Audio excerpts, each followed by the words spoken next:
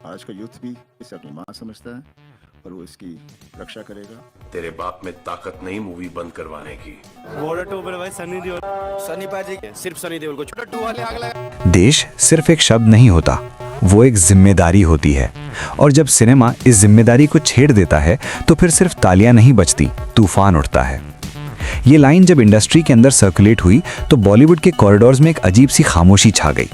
लोग एक दूसरे को देख रहे थे पर कोई कुछ बोल नहीं रहा था, क्योंकि सब समझ चुके थे ये सिर्फ डायलॉग नहीं, ये एक सीधा चैलेंज है।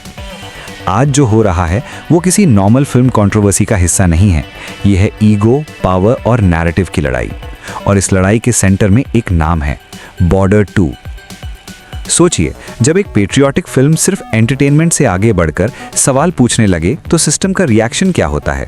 स्टार्स चुप हो जाते हैं, प्रोड्यूसर्स नर्वस हो जाते हैं और ऑडियंस दो कैंप्स में बंट जाती है।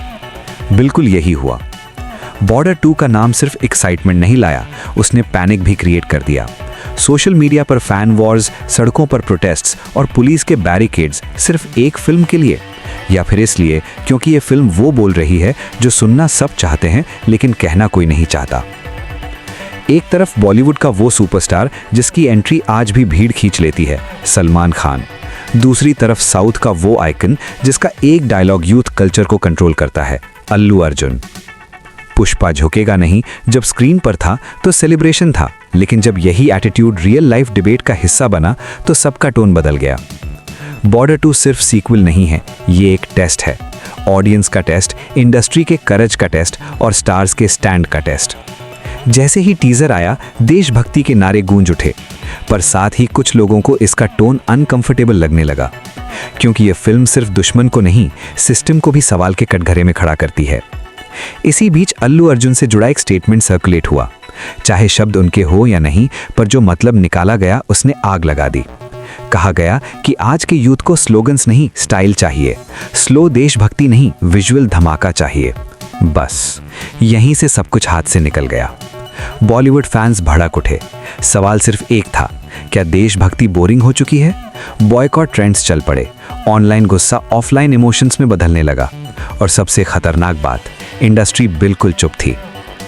कोई एक्टर सामने नहीं आ रहा था, कोई क्लियर स्टैंड लेने को रेडी नहीं था। और तब जब सिचुएशन कंट्रोल से बाहर जा रही थी, सलमान खान सामने आए। न लंबा भाषण, न सफाई, न एक्सप्लेनेशन, सिर्फ इतना कहा, हिंदुस्तान जिंदाबाद।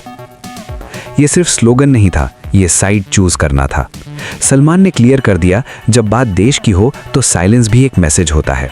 सिनेमा सिर्फ पैसा कमाने का टूल नहीं होता, कभी कभी वो जिम्मेदारी भी होता है।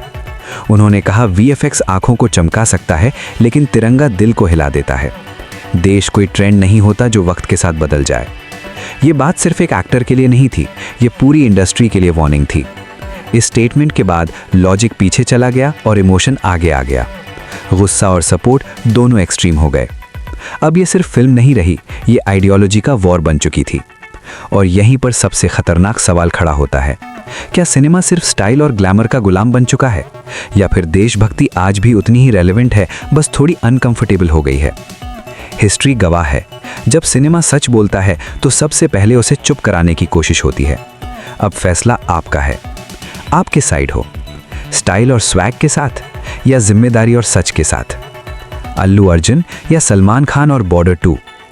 कमेंट करो, डिबेट शुरू करो, क्योंकि लगता ये है ये सिर्फ फिल्म नहीं, ये आने वाले सिनेमा का डायरेक्शन डिसाइड करेगी। और जो एंड तक देख रहे हैं, समझ लो ये वीडियो उन्हीं के लिए थी।